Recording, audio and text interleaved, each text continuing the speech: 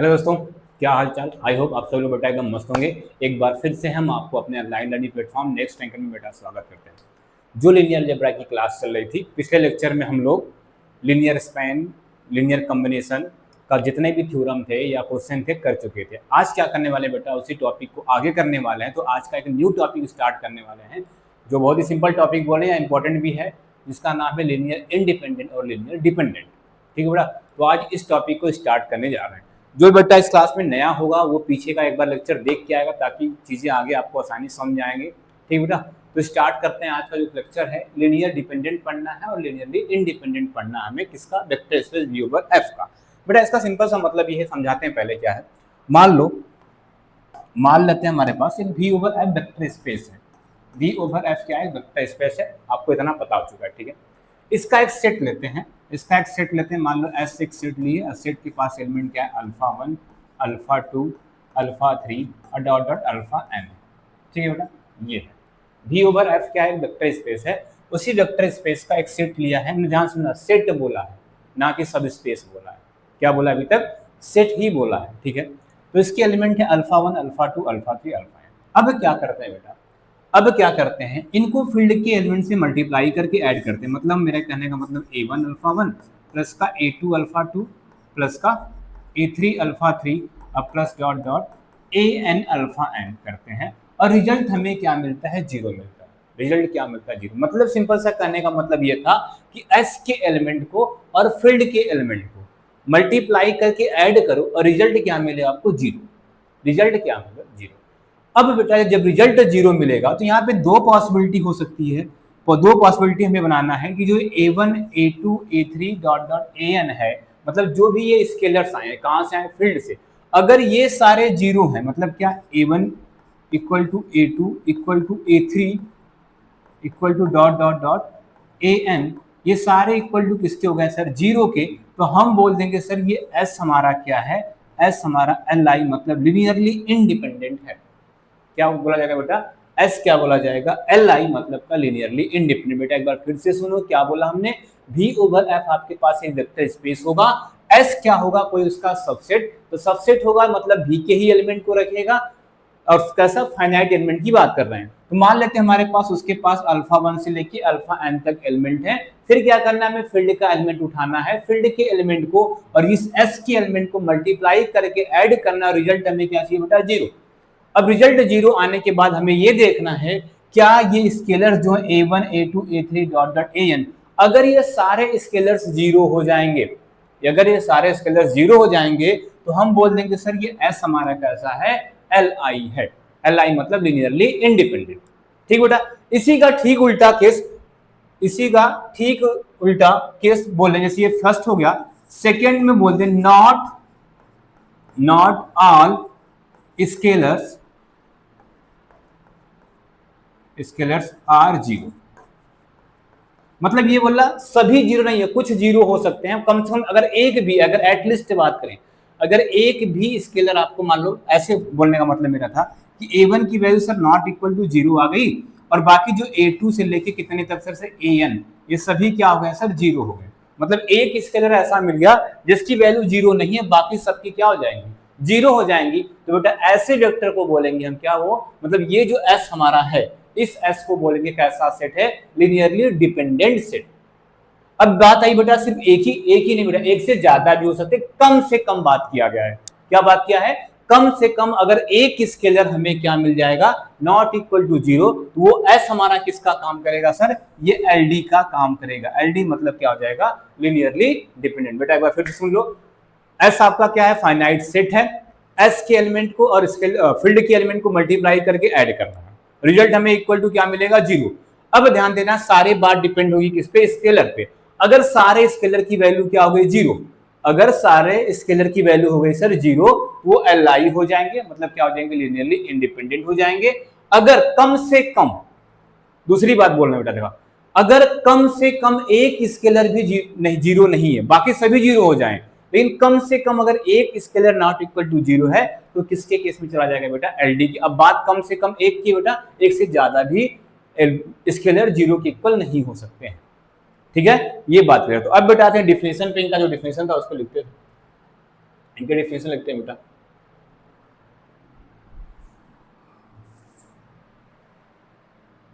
इसको हटाते हैं, डेफिनेशन लिखते हैं।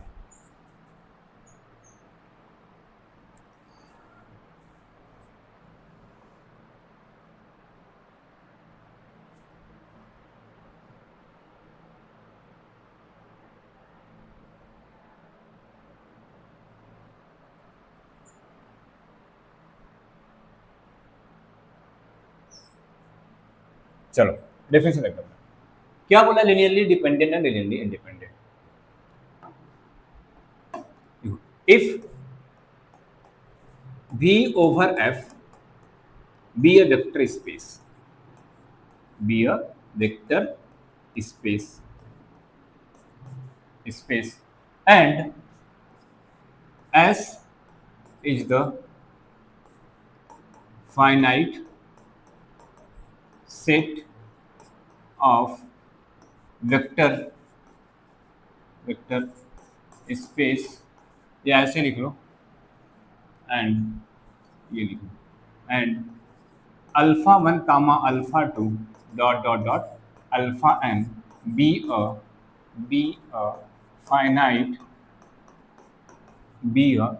finite subset of V over F, then the vector, then the set of vector, कौन सा बेटा, ये जो लिखा है ऊपर, कौन सा, alpha 1 comma alpha 2 dot dot alpha n is set to be LI का मतलब बेटा होता है linearly independent, set to be LI if ये कंडीशन लगाएंगे A1 अल्फा 1 प्लस का A2 अल्फा 2 प्लस का A3 alpha 3 plus dot dot dot AN alpha n equal to 0 where for all, या वेयर ऐसे लिखो, where A1 equal to A2 equal to A3 equal to dot dot dot equal to AN equal to 0। ठीक बेटा, अगर ऐसा case है, मतलब क्या बोला हमने, if V over F be a vector space है एंड ये अल्फा 1 से लेके alpha n be a finite subset of V over F, then the set of vectors, ये सेट ऑफ वेक्टर्स जो हैं वे फाइनाइट सबसेट है, is set to be LI if ये कंडीशन होनी चाहिए A1 alpha 1 plus A2 alpha 2 plus A3 alpha 3 plus dot dot AN alpha n equal to 0, लेकिन where A1 equal to A2 equal to A3 dot dot dot सभी क्या होना चाहिए, जितने भी स्केलर हैं क्या होना चाहिए, 0 होना चाहिए। अगर ऐसा केस होता है तो उसको क्या बोलेंगे, linearly independent. Otherwise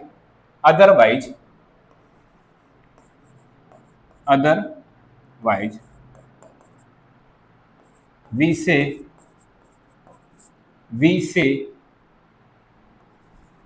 alpha 1 comma alpha 2 dot dot alpha n is LD, मतलब अदरवाइज हम क्या बोल देंगे, लीनियरली डिपेंडेंट। कब बेटा बोलेंगे, ध्यान से याद कर लेना, कब बोलेंगे, अगर एक भी स्केलर की वैल्यू हमें क्या मिल जाए, नॉट इक्वल टू 0 मिल जाएगी।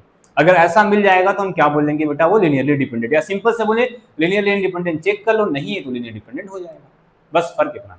ठीक बेटा, अभी इसको एग्जांपल से करेंगे तो बेटा क्लियर हो जाएगा। जैसे देखो हमारे पास क्वेश्चन है, so that the set of vectors, अभी देखो S चाहिए था, so that the set of vectors, ये वेक्टर्स दिया है ऑफ R3 इज LI, मतलब देखो बेटा यार समझो क्वेश्चन तो क्या बोला है, ये जो हमारा R3 है सर, ये जो हमारा R3 है, R3 ओवर R शायद R3 ओवर R लिखना बेटा, ये जो R3 ओवर R है ये हमारा V का काम कर रहा है, किसका काम कर रहा है, V ओवर F का काम कर रहा है।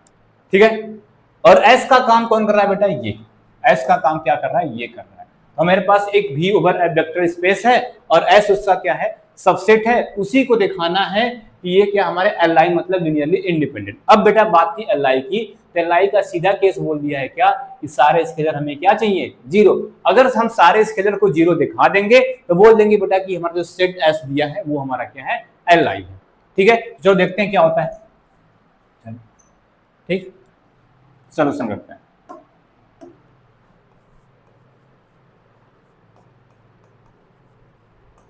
सोल्यूशन क्या हमारे पास सोल्यूशन में क्या बेटा, हमें एस दिया है, क्या है सर ये एस है क्या 1, या ऐसे लिखो 1 1 1, ठीक है, और क्या है -1, 0, 1, और क्या है 0, -2, 1, ये बेटा, ठीक है, ये एस है, ठीक है। हमें क्या निकालना है बेटा, ये a1 अल्फा 1 प्लस का a2 अल्फा 2, कितने अल्फा है 3 है, अल्फा 2 प्लस का a3 अल्फा 3 इक्वल टू 0, यही लीनियर कॉम्बिनेशन बनता है बेटा।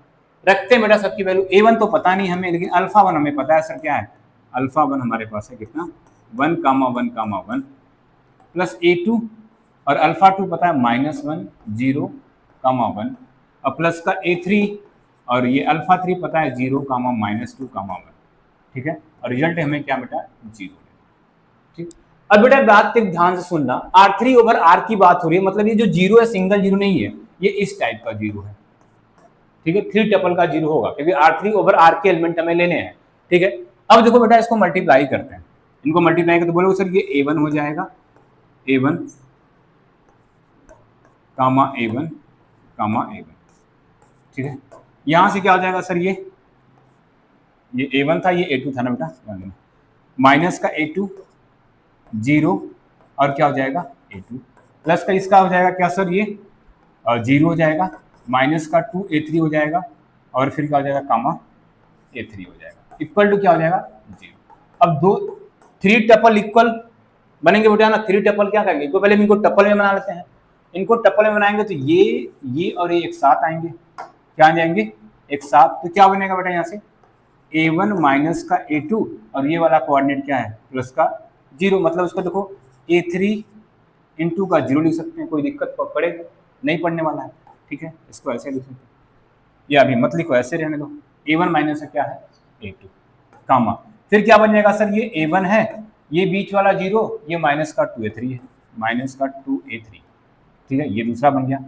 तीसरा क्या बनाना है हमें सर, तीसरा बना देखिए sir a1 plus a2 plus a3, a1 plus a2 plus a3 equal to क्या है 0, 0, 0, ठीक है बेटा, ये बन गया बेटा। अब हमें इन्हीं को सॉल्व करके, मतलब देखो यहाँ से 3 इक्वेशन बना, पहला इक्वेशन बना a1 minus a2 equal to, देखो ये टपल 0 के इक्वल हो जाएगा, दूसरा बन जाएगा सर ये a1 माइनस का 2a3 इक्वल टू 0 हो जाएगा, और तीसरा क्या है सर हमारे पास a1 प्लस a2 और प्लस का a3 इक्वल टू क्या हो जाएगा 0 हो जाएगा, ठीक बेटा।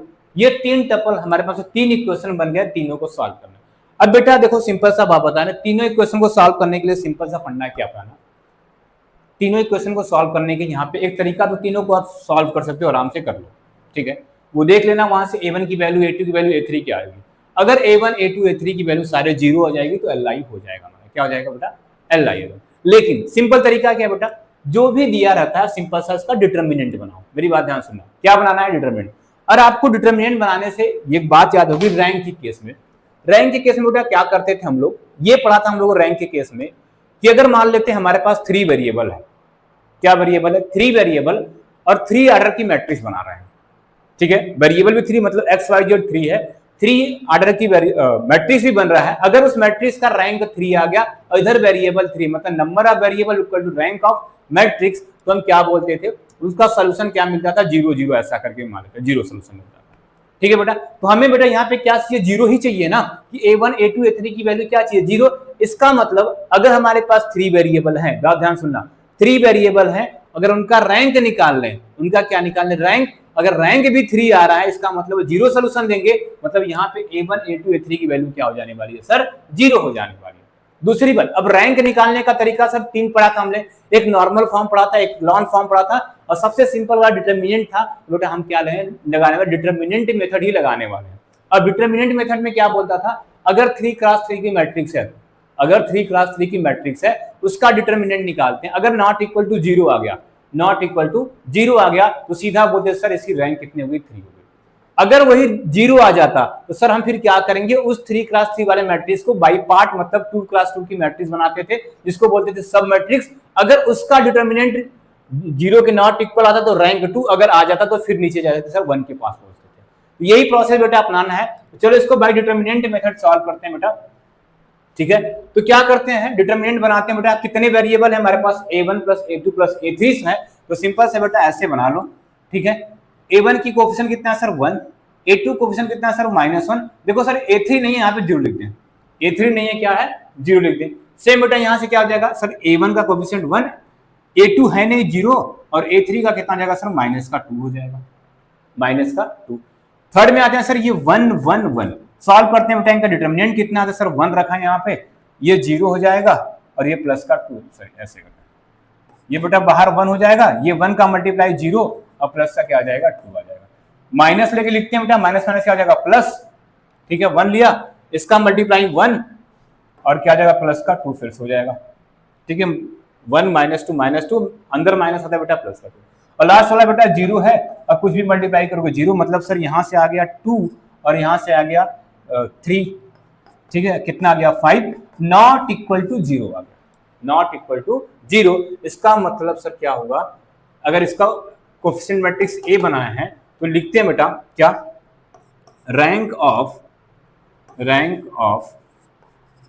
कोफिशिएंट मैट्रिक्स इज कितना है 3 हो गया, and 3 which is equal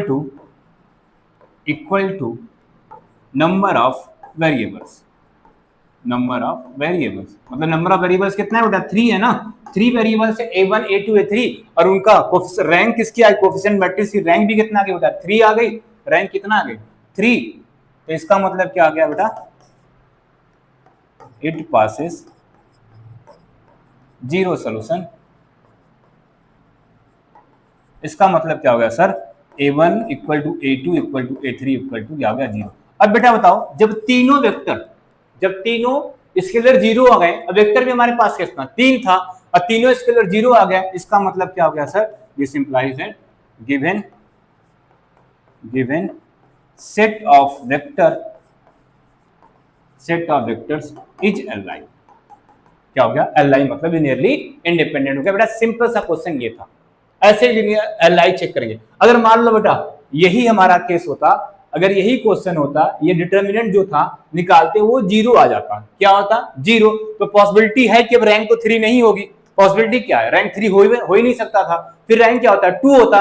sir अगर रैंक इसकी 2 होती, वेरिएबल क्या है 3, इसका मतलब सारे 0 सोल्यूशन मिलने वाले नहीं है, मतलब कोई किसी की वैल्यू किसी पे डिपेंड करेगी, और जब डिपेंड करेगी सर इसका मतलब सीधा हो जाएगा कि सारे स्केलर 0 नहीं है। तो इस केस में क्या होता है सर, ये LD हो जाता है। तो बेटा ध्यान से देख लो, फिर दूसरे क्वेश्चन में चलते हैं और चीजें क्लियर हो जाएगा। ये देखा बेटा सिंपल सा था क्वेश्चन, देख लो ध्यान से, ठीक है। ये चलो सेकंड पे चलते हैं, अगले क्वेश्चन पे। क्या बोले, डिटरमाइन द 3 वेक्टर्स, हमें 3 वेक्टर्स दिए हैं किसके, इन R3 इज Li और LD। चेक करना है कि ये Li है कि ये LD है। चलो सोल्यूशन करते हैं बेटा, सोल्यूशन करते हैं।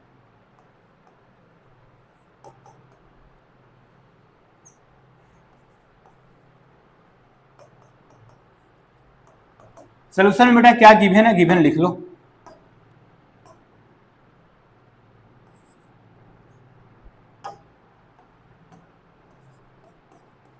गिवन है सर अल्फा 1 की वैल्यू कितना दिया है, लिख लो बेटा कितना है 132। अल्फा 2 की वैल्यू सर कितना है 1 माइनस का 7 माइनस का 8, और अल्फा 3 की वैल्यू कितना है सर 2 1 और -1। ठीक है बेटा, 3 स्केलर दिए हैं, हमें क्या चेक करना है, यही लेके चलते हैं अपना जो करते हैं क्या सर, ये लेके चलते हैं हम लोग a1 अल्फा 1 प्लस का a2 अल्फा 2 प्लस का a3 अल्फा 3 इक्वल टू 0 लेके चलते हैं। रखते हैं बेटा सबकी वैल्यू, सर ये a1 हो गया और अल्फा 1 की वैल्यू कितना 132 प्लस का सर ये a2 हो गया और अल्फा 2 की वैल्यू कितना है सर 1 माइनस का 7 माइनस का 8। देख लो ध्यान से, सही है ना, ठीक है। प्लस a3 और अल्फा 3 की वैल्यू कितना है सर 2 1 माइनस 1 और इक्वल टू क्या रखना है बेटा, हमें 0 रखना है। अब ध्यान देना R3 की बात है तो 0 वही 3 टपल वाला 0 होगा, 0 कैसा होगा, वही 3 टपल वाला यहाँ पे 0 होने वाला है। ठीक है, मल्टीप्लाई कर लेते हैं बेटा, क्या हो जाएगा सर ये a1 हो जाएगा 3a1 हो जाएगा और 2a1 हो जाएगा, प्लस यहाँ से क्या हो जाएगा सर, a2 हो जाएगा, माइनस का 7a2 हो जाएगा और माइनस का कामा, ध्यान देना कामा लगा रहेगा, और माइनस का कितना हो जाएगा, 8a2 हो जाएगा, 8a2। ठीक है, फिर प्लस लगा है, कितना हो जाएगा, 2a3 हो जाएगा, कामा का a3 हो जाएगा और माइनस का a3 हो जाएगा, इक्वल टू कितना हो जाएगा, 0। फिर से बेटा वही कहानी, इनको टपल वाला सॉल्व करते हैं, कितना हो जाएगा सर, क्या हो जाएगा, इसको इससे और इससे कितना हो जाएगा, a1 प्लस का a2 और प्लस का 2a3, एक कामा बनेगा, फिर क्या बन जाएगा सर, 3a1 माइनस का 7a2 और क्या सर, कामा, कामा क्या है, मतलब प्लस का क्या हो जाएगा, a3। ठीक है, फिर कामा, फिर क्या हो जाएगा, 2a1 माइनस का 8a2 और क्या है, माइनस का a3, इक्वल टू क्या मिल गया बेटा, 0। फिर से बेटा इनको अलग अलग वही काम करते हैं, कर लो अलग अलग, कितना हो जाएगा सर यहाँ से, अब ये हो जाएगा a1 प्लस a2 प्लस का 2a3 इक्वल टू 0। दूसरा क्या हो जाएगा, 3a1 माइनस का 7a2 और प्लस का a3 इक्वल टू 0 हो गया। फिर कितना है, 2a1 माइनस का 8a2 और माइनस का a3 इक्वल टू 0। बेटा फिर से वही कहानी, इनको सॉल्व करना, a1 a2 a3 की वैल्यू अगर 0 आ गई सारी तो li हो जाएगा, अगर कोई एक भी 0 नहीं आई तो क्या बोल देंगे हम, ये ld हो जाएगा। तो तरीका वही बेटा, फिर से मैट्रिक्स डिटरमिनेंट बना के सॉल्व कर लेते हैं। डिटरमिनेंट बनाओगे बेटा कितना बनेगा सर, ये 1 1 2 बन जाएगा और क्या बनेगा सर, 3 माइनस का 7 और 1 बन जाएगा, फिर कितना जाएगा 2 माइनस का 8 और माइनस का 1 बन जाएगा। सॉल्व करते हैं बेटा, देखो ये 1 लिखा, प्लस का 7 और प्लस का क्या हो जाएगा 8 हो जाएगा, फिर माइनस का 1 लिखा, कितना हो जाएगा सर, माइनस का 31 सॉरी माइनस का 3 और माइनस का 2 हो जाएगा। ठीक है, उसके बाद क्या लिखा, 2 लिखा प्लस का और कितना हो जाएगा सर, माइनस का 20 माइनस का 24 माइनस का 24 और प्लस का 40। सॉल्व करो, कितना आया सर, ये 15 हो जाएगा, ये कितना सर, -3 -2 माइनस का 5 -5 बन जाए 5 मतलब प्लस का 5 हो जाएगा, कितना जाएगा, ये कितना था 15 और ये क्या जा रहा है सर, प्लस का 5। इधर कितना हो जाएगा सर, ये -24 प्लस का 14 10 सॉरी माइनस का 10 और माइनस का 10 प्लस माइनस का 20 हो जाएगा, मतलब बेटा देखो ये कितना हो गया, सीधा 0 हो गया। ठीक है, इसका मतलब फिर से, इसका मतलब क्या हो जाएगा, 0 हो गया, मतलब अगर ये ए मैट्रिक्स था तो रैंक ऑफ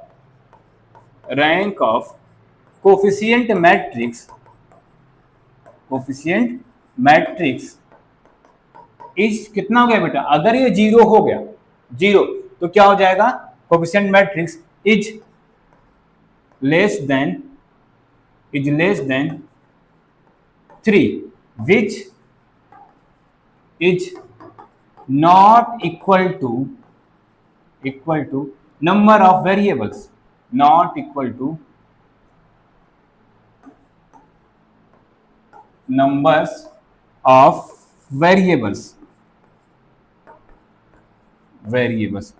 इसका मतलब बेटा क्या हुआ, ध्यान सुनना, कि इसका मैट्रिक्स डिटरमिनेंट क्या आ गया 0, तो पॉसिबिलिटी तो है अब तो रैंक इनका 3 नहीं होगा, अब जब रैंक 3 नहीं होगा तो रैंक 2 भी हो सकता है, 1 भी हो सकता है, हमको इसका मतलब नहीं है, हमें बस इतना मतलब था कि नंबर ऑफ वेरिएबल जितने हैं उतना रैंक आना चाहिए। अब उतना तो आएगा नहीं क्योंकि नंबर ऑफ वेरिएबल 3 है और डिटरमिनेंट भी 0 आ चुका है, मतलब पॉसिबिलिटी है कि इसकी रैंक या तो 2 होगी या तो 1 होगा, अब जो भी होगा हमसे मतलब नहीं है, लेकिन हमसे इतना मतलब है कि इनका नंबर ऑफ वेरिएबल से रैंक क्या होगा, कम, इसका मतलब है 0 सोल्यूशन पास नहीं करेंगे, इसका मतलब 0 सोल्यूशन ये पास नहीं, मतलब हर एक स्केलर की वैल्यू 0 नहीं होने वाली है बेटा। अगर हर एक स्केलर की वैल्यू 0 नहीं होने वाली है तो सिंपल सा बोलेंगे क्या, कि गिवन सेट ऑफ वेक्टर्स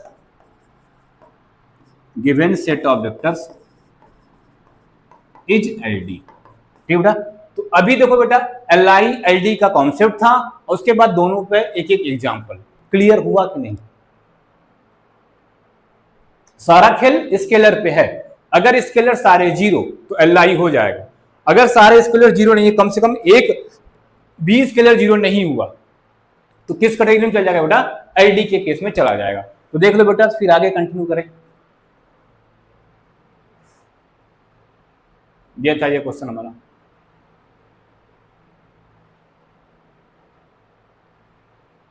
ठीक है, ये क्वेश्चन था बेटा, देख लो, फिर आगे कंटिन्यू करते हैं। चलो बेटा आगे, आगे क्या है? If f is the field of real number, ठीक है, f क्या बोला है? Field of real number. Prove that the vector a1 a2 and b1 b2 in v2 over f are linearly dependent if a1 b2 minus का a2 b1 equal to 0। ठीक है, अब ध्यान सुनो मेरी बात।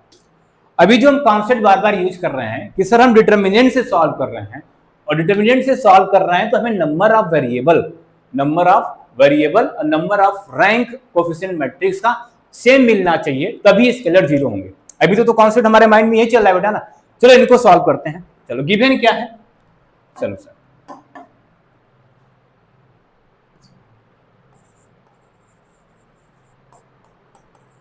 चलो बेटा गिवन क्या है लिख लेते हैं। अल्फा 1 इक्वल टू कितना बोला है? a1 कामा का a2। ठीक है, अल्फा 2 इक्वल टू कितना बोला है सर? b1 कामा का b2। ठीक है, ये बोला। नाउ हमें क्या सॉल्व करना है बेटा? ये सॉल्व करना है। a1 अल्फा 1 प्लस का a2 अल्फा 2 लेके चलना है, और इक्वल टू क्या दिखाना है? जीरो दिखाना है। तो लेते हैं बेटा, a1 की वैल्यू कितना है सर? a1 तो स्केलर था हमारा, और ये अल्फा 1 की वैल्यू कितना है? a1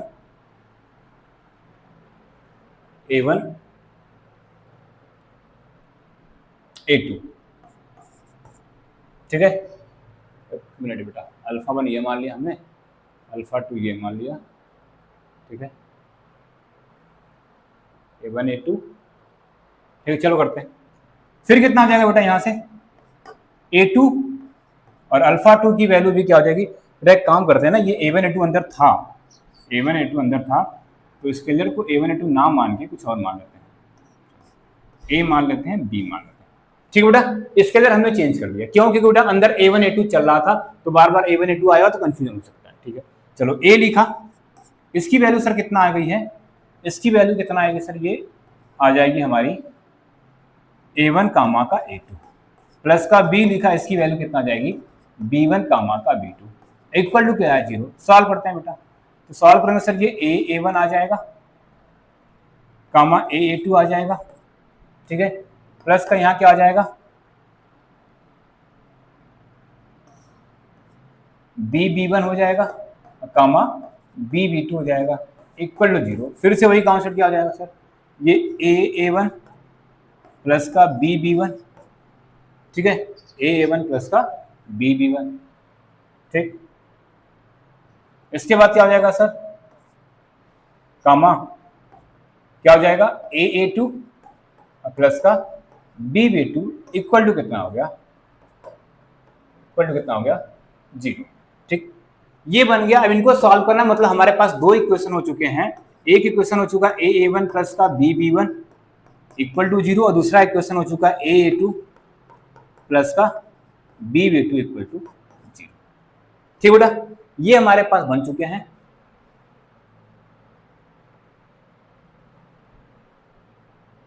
ठीक है, ये बन चुके हैं। अब इनको हमें क्या करना है? इनको क्या करना है? सॉल्व करना है। तो सिंपल से बेटा इनका मैट्रिक्स बनाएंगे, तो मैट्रिक्स तो हमारा यही बनने वाला है ना, a1 b1 और क्या बन जाएगा? a2 b2। अब इनको सॉल्व करेंगे, तो क्या आ जाएगा? a1 b2 माइनस का a2 b1, ये आएगा a1 b2 माइनस का a2 b2। अब बताओ मुझे, ये आया। अब लीनियर डिपेंडेंट दिखाना है। कितना दिखाना है? Linear dependent. बेटा अगर लीनियर डिपेंडेंट दिखाना है तो वेरिएबल इनके पास कितने हैं? 2 है। वेरिएबल कितने इनके पास हैं? 2। तो इनका रैंक क्या होना चाहिए? 2 से छोटा होना चाहिए। अब इनका रैंक 2 से छोटा तभी आएगा जब इनका डिटरमिनेंट क्या होना चाहिए? 0। इसका मतलब बेटा ये क्या होगा? 0। क्या हो जाएगा? 0। अगर ये 0 होगा तो तभी ये क्या हो जाएगा, हमारा क्या हो जाएगा, ये लीनियरली डिपेंडेंट होगा। अगर 0 होगा तो इसका मतलब रैंक 1 हो जाएगी, और जब रैंक 1 हुई, वेरिएबल कितना हो गया 2, तो ये क्या सीधा से क्या हो जाएगा बेटा, LD। This implies that given vector ऐसे, इसको 0 यहां नहीं करते, मैं यहां लिखता हूं, given vector R L D if and only if a1 b2 minus का a2 b1 इक्वल टू 0। बेटा ये केस होगा तभी, क्योंकि अगर ये केस हो जाएगा तो इसका रैंक कितना हो जाएगा 1, और इसका रैंक 1 हो जाएगा, वेरिएबल कितने हो जाएंगे 2, तो ये सीधा से क्या हो जाएगा LD। ठीक है, ये सिंपल सा क्वेश्चन था बेटा, ये भी हो गया। चलो देख लो बेटा, तो फिर आगे कंटिन्यू करते हैं, देख लो ध्यान से, फिर आगे कंटिन्यू करते हैं।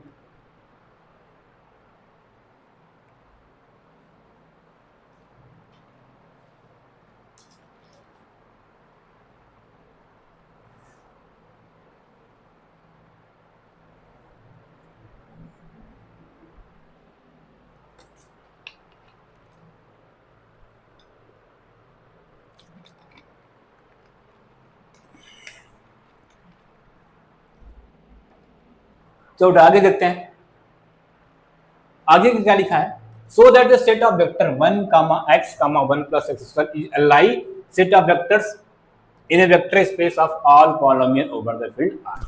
ठीक बेटा, क्वेश्चन है, मतलब हमारे पास देखो ये हमें दे रहा है अल्फा दे रहा है सर, ये हमारे पास अल्फा है, अल्फा 1, ये अल्फा 2 और ये अल्फा 3। इन्हें क्या दिखाना है सर, हमें क्या दिखाना है, क्या पूछ, इज एल आई दिखाना है, मतलब लीनियर इंडिपेंडेंट। करते हैं बेटा, चलो ध्यान से करते हैं। चलो सॉल्यूशन,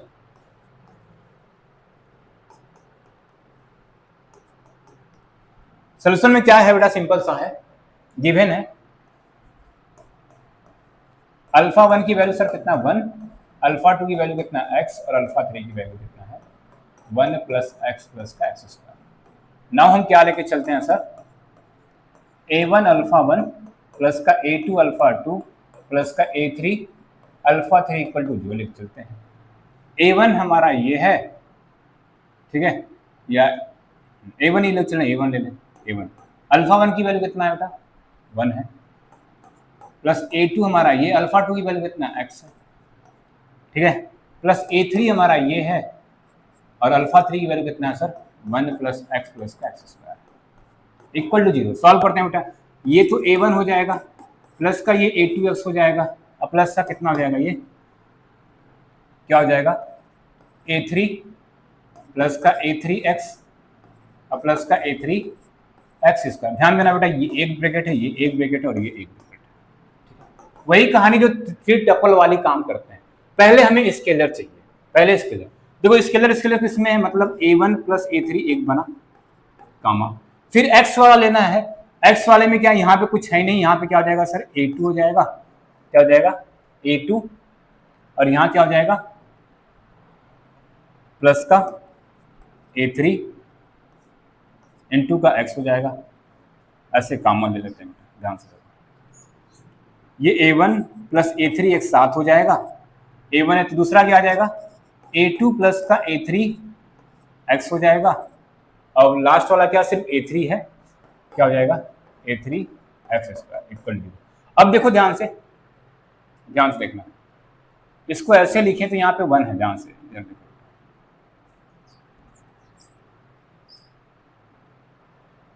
यहाँ पे क्या बना था सर a1 प्लस का a3 बना था, प्लस यहाँ पे क्या बना था a2 प्लस का a3।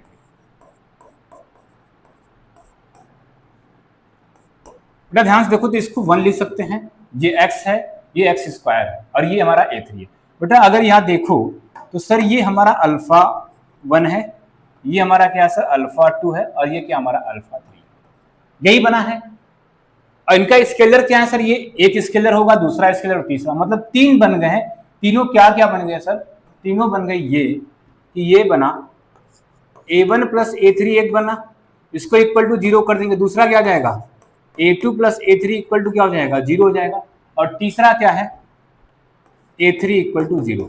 इसे इक्वेशन नंबर 1, 2 और 3 हो गया, इक्वेशन 1, 2, 3 हो गया। अब तीनों को सॉल्व कर लो, देखो क्या आता है। अब तीनों को सॉल्व करने की जनरल मेथड ऐसे भी कर लो, या वही कॉन्सेप्ट क्या है, इसका डिटर्मिनेंट बनाओ, सॉल्व करो, वेरिएबल कितने हैं 3, अगर रैंक भी 3 आ गई तो क्या काम देंगे, मतलब simple determinant not equal to 0 आ गया तो सीधा क्या बोल देंगे भाई ये हमारा कैसा है Li, और Li दिखाना था। तो बड़ा सिंपल देखो A3 0, A3 जैसे यहाँ पे रखे तो A2 भी क्या हो गया 0, अब A2 0 हो गया और A3 को यहाँ पर भी रख दो बेटा क्या हो जाएगा, तो A1 भी 0 हो गया। मतलब क्या होगा, फॉर ऑल A1, या ऐसे लिखो, दिस इंप्लाइज दैट क्या मिल गया, A1 equal to A2 equal to A3 equal to 0। इसका मतलब given set of vectors are Li, are क्या हो गया बेटा Li, बहुत ही सिंपल था, देखो बेटा क्या हो गया, ये Li आराम से प्रूफ हो गया। ठीक है, ध्यान से देखो, तो फिर अगले चले।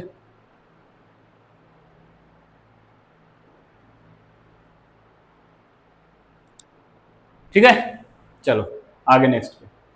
अगला क्या है, prove that if two vectors are LD, one of them is scalar multiple of other. चलो बेटा ये थ्योरम का भी काम करेगा बेटा, समझ लो एक तरफ से, ये प्रॉपर्टी का भी काम करेगा, क्वेश्चन भी है, बहुत अच्छा है। देखो ये क्या बोल रहा है कि अगर दो वेक्टर आपके पास है, सिर्फ दो वेक्टर बोला है, अगर वो दो वेक्टर क्या है LD है, क्या होंगे LD, तो जाहिर सी बात है कि वो दोनों वेक्टर एक दूसरे के मल्टीपल होंगे, ये सीधा बोला है, शो करना है। ठीक है, चलो हम सॉल्व करते हैं बेटा, चलो सॉल्यूशन करते हैं। क्या बोला है बेटा, आपको LD वेक्टर लेना, ले लेते हैं, let alpha comma beta are 2LD vector,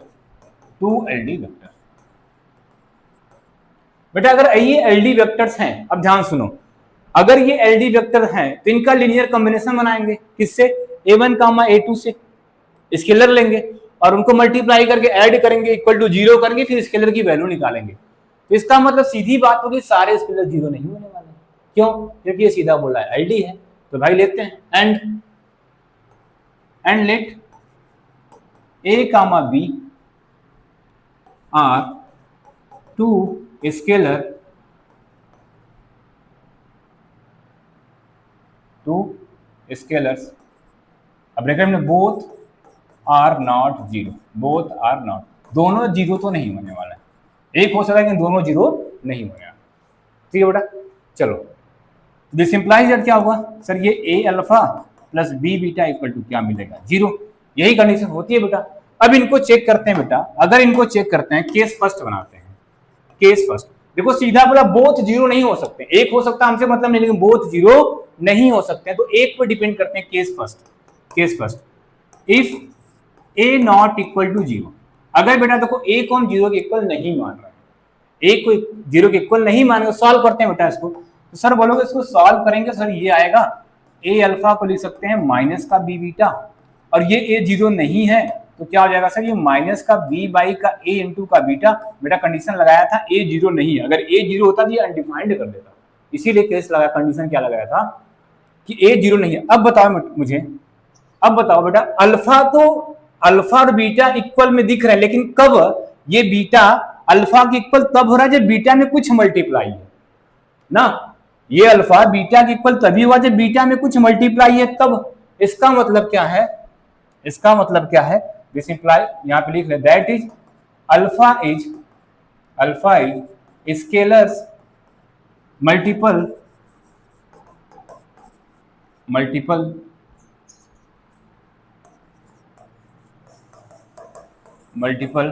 of beta, मतलब बीटा में कुछ स्केलर मल्टीप्लाई है तो वो अल्फा है।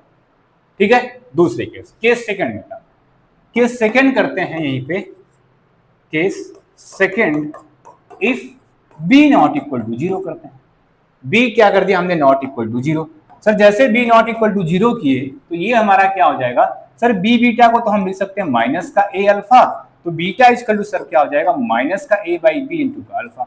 अब मतलब बीटा अल्फा आपस में इक्वल होगा, मतलब ये अल्फा बीटा के इक्वल होगा, लेकिन कब सर, जब अल्फा में कुछ मल्टीप्लाई हुआ तब।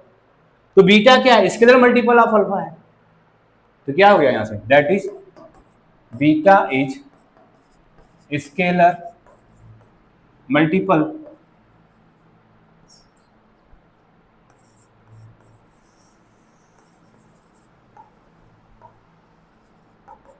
Multiple of alpha. तो यही प्रूफ करना था बेटा ना, ये दोनों वेक्टर देखो एलडी कब है, अल्फा बीटा एलडी कब हुए, जब वो एक दूसरे के क्या हुए, मल्टीपल है। इसका मतलब hence proof this implies that alpha and beta are LD if and only if LD if one is multiple of, ठीक बेटा, ये सिंपल सा था बेटा, देख लो ध्यान से, ठीक, ये था इस पे। तो बेटा आज के लिए इतना ही करते हैं, नेक्स्ट क्लास में आएंगे, नेक्स्ट क्लास में और भी जितनी भी इसकी प्रॉपर्टी है 4 5 6 देखते हैं, फिर थ्योरम, ठीक, 1 2 लेक्चर लगेगा, ये भी खत्म होगा बेटा।